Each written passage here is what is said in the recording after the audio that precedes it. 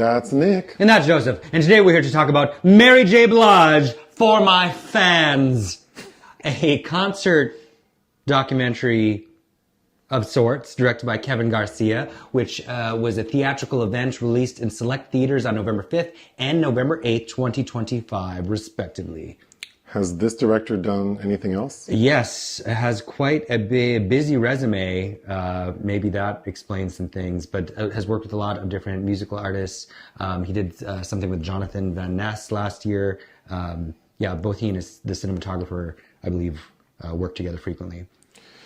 This film follows Mary J. Blige's historic first headlining show at Madison Square Garden in New York City as part of her For My Fans tour. I have to start by saying I love Mary J. Blige. She's one of my favorite recording artists. But I'm not talking about her as a recording artist. I'm talking about this concert film. So what's your pull quote? Which probably makes you seem a lot more picky, I think, about this offering than I was. But as a concert film, Mary J. Blige, For My Fans, is exactly what it says. A somewhat unfocused and unshaped documentary which feels intended to satisfy diehard fans who would never make demands of the queen of hip-hop soul in the first place. Mine, MJB is undeniably the MVP, but For My Fans feels more like a warm-up than the regal performance her legacy deserves. I can agree, because we've had a lengthy discussion after we saw this today. And I think that part of what's misleading is the tour is For My Fans, but this documentary is not about the tour. Okay, I wouldn't even call this a documentary. It's just taking the concert and kind of playing it, but slightly edited. It's edited, and we do get Mary, who apparently sat down for one afternoon and said a couple things.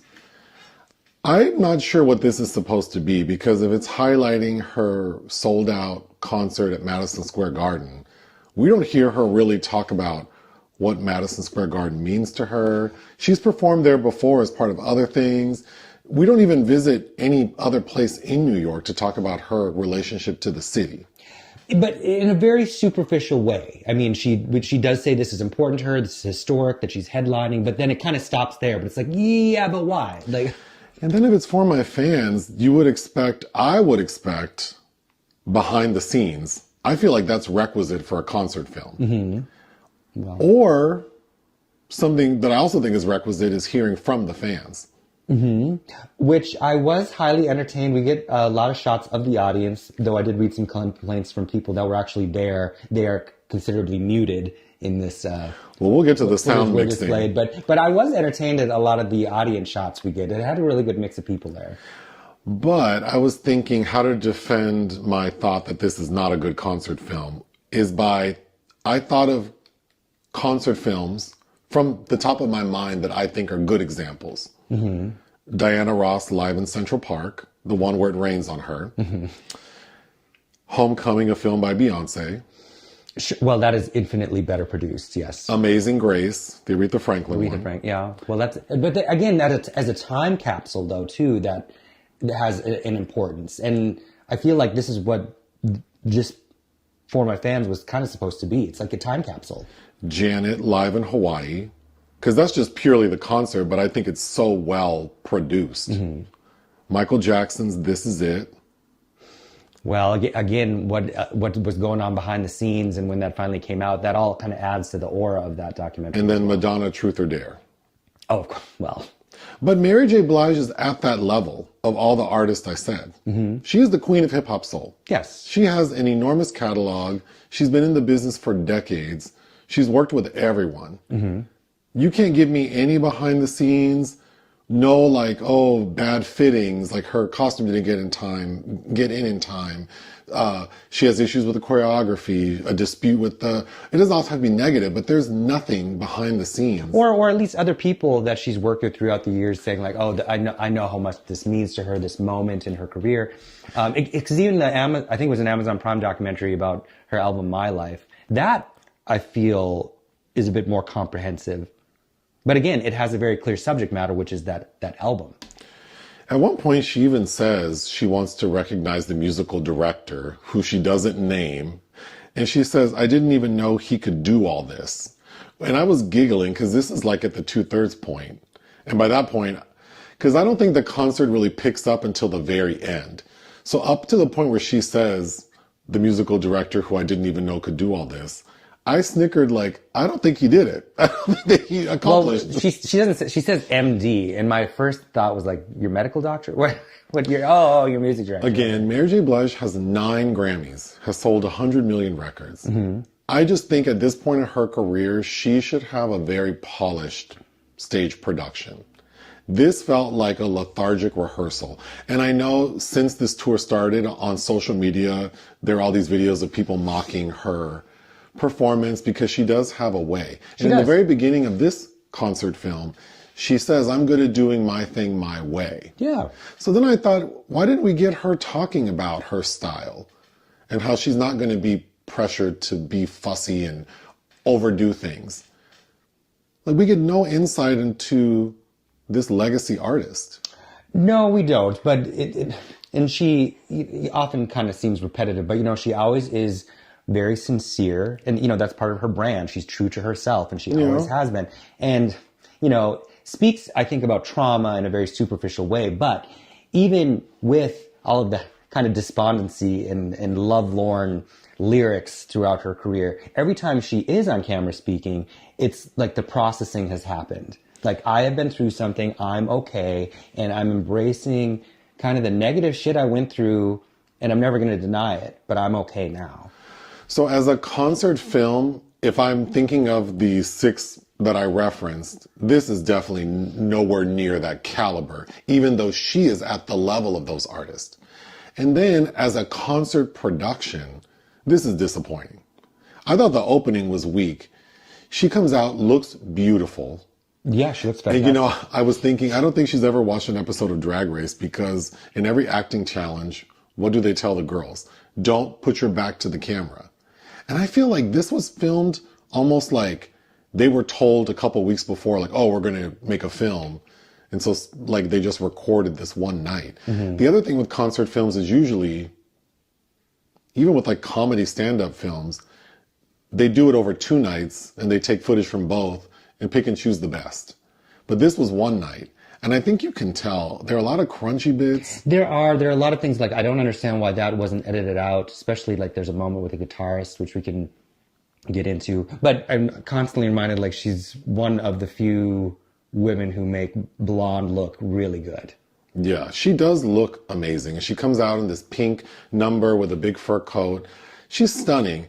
But then it's like the song choice was a little slow. And then the way everything's shot, I think the framing is weird. Also, the stage design is so ugly to me because there are these 2 arms holding a crown. But it's covering up like 40% of the screen. Okay, so we probably I thought it was a very striking image of those hands holding the crown because, one, it's aspirational. It showcases her humility because the crown is not being held in the hands. It's like these hands outstretched that look like Elphaba's hands for this crown with her initials on it. And it's like still, and she even says something at this concert about how she still has time and room to grow as a human. And I think it's that's saying that even at this point, she still hasn't put that crown on her head. I agree with you. And I think the visual could be striking if it were shot correctly. Like if it were shot from an angle where we're looking up at her and the crown is above her. It's never like that. It's always these awkward wide shots, or, I mean, a lot of the footage of her close up looks kind of out of focus, almost like it was a second thought, like they didn't, it's like the bad B-roll that they had to use to fill in the space. I just don't think this is well produced, well edited, well planned. Again, for an art, I just keep thinking about other concert films of artists who are at a similar level. This concert to me feels like a debut showing, not an artist who's been in the game for 30 plus years. But I think for major diehard fans, she also is giving her brand. She's doing her, and from what we see of the audience there, like, people were eating that up. I would too I have seen her twice in concert, and my feelings about those concerts are very similar to how I feel about this one. Mm-hmm. She to me is like a Mariah Carey. The catalog speaks for itself. Sure. But the performance is not quite. Also this past year I saw Janet Jackson perform, who's older, also has an extensive catalog. and with minimal staging, fewer dancers, and put on a high octane 2+ hour show. But that's always been part of her brand, though. That has not always been that. Even though we've talked about how a lot of Mary's stuff is up tempo, dancing is not part of her brand.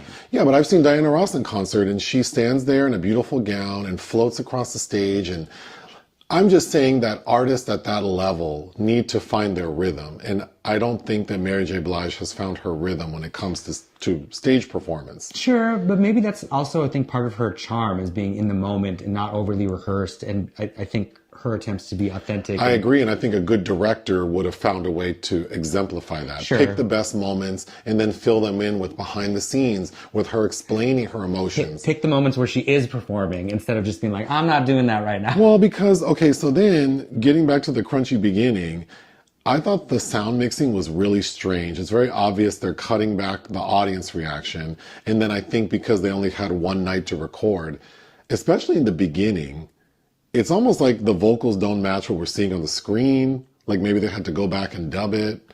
I don't know. There was something really off about the vocals. Then when the concert opens, we get a lot of the audience in the pit. Mm-hmm. And did you notice that a lot of the audience was like on their phone, not even looking at her? I was thinking that because I'd imagine it costs a lot to be standing in that spot. So why aren't you being a devotee? Right. Also, the first song I thought gave us a lyric that would have been a better title for this documentary, which is "I Can Only Be Me." Yeah. Well, again, for my fans, but like, where's the extra for the fans? Right. I thought this could have been called "It Do What It Do." That's what this could have been called. Okay. You know what you're going to get. Getting to some positives. What are some like highlights, like songs or something that stood out to you positively from the concert? Well, there's a lot I recognize, and it's interesting. Clearly, the people that are paying to see this in theater are also fans. So, like when "Be Happy," which is my favorite song by her, comes on, and other people in the theater with us start singing. I mean, I like that. Yeah, I think the best moment is she does an a cappella version of "Your Child" that I thought was by far the best moment.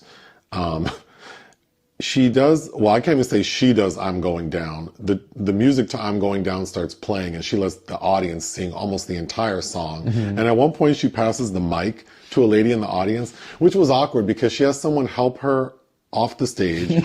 She walks to one woman, passes the mic. This woman sings for a little too long. A little bit, yeah. And then Mary goes, "Y'all clap for this lady." For this lady. And then she walks back on stage. I thought that was cute. Yeah, and she has watching her dance. I do like watching her dance, well, her version of it. And because she has a tendency to make faces. She has a vibe that I really like, obviously. Mm-hmm. I will say, I think Mary J. Blige's biggest song, or like chart-wise, is "Be Without You." And so she does that song, and that song for her is kind of like Whitney's "I Will Always Love You." Like, the vocals are tough. Did that chart over just fine? I think it was on the charts for over a year. Wow. And she won 2 Grammys off that. I guess that I haven't looked it up, but to me, that was always just fine. It was either way, both were hits, but I think "Be Without You" is her biggest hit. And it's a tough song to sing, and it's very clear in this concert that she's not singing all of it. Mm-hmm. That was disappointing. But when we get to the end... The end is like an entirely different show. Cocaine hit. She changes her outfit to like this red leather, like short set number. And it's all upbeat songs. And it's song after song after song. I'm like, And that's when she seemed to come alive. Mm-hmm. And it was a shame because we were already at like the hour 20 mark. So I was getting a little frustrated. But it definitely ends on a high note. We get "No More Drama," "Enough Cryin," "I Can Love You," which that song was funny because the staging on that's not the best either. She has these like metal bars, and the opening lyric for "I Can Love You" is "sitting here," and so she plops her ass down and starts singing. I don't know that was deliberate. I didn't know, for some reason I thought of Rhythm Nation a couple times because she was trying to have some visuals that matched kind of a world on fire with "No More Drama." Yeah, she does just fine. Of course. MJB to MVP, and then she ends the concert with "Family Affair." So it was a nice ending to what I thought was a rough beginning and middle. Well, as she's told us in her lyrics, she's given a lot of her life to the public. She has. Lastly, at the bare minimum, I wish she would have explained the set list. Because as a fan and someone who knows these songs, there didn't appear to be a rhyme or reason. Like, I don't know what story she was telling. Again, it felt very tacked on because, you know, we spliced kind of intermittently to her looking fantastic, but clearly she sat one afternoon and talked a little bit. But she basically says, this is, you know, I want to thank my fans because it was giving me Joan Crawford, what with all her shoulder pads in this and the talk of the fans, but how she's eternally grateful for buying her albums and supporting her, and she wouldn't be there without them. Lastly, there's a backup dancer, this white guy, who looked like he was having a lot of fun, and I tried to find him online and I couldn't, but... Yeah, he did. He was looking at the camera a couple times, and he looked like he was a grand old time. And one of her lady backup dancers, too. Of course, I'm assuming this is going to end up on streaming because it was only in theaters for 2 nights. If you're a fan, of course, you're going to watch it. I did have a good time going because I enjoy her music. So I would recommend it for that. But as a concert film, what would you give Mary J. Blige for the fans? 2.5. I think is more than fair. I think this misses the mark. I would give it 2 out of 5. Wow. Join us on Patreon and listen to our podcast. Bye.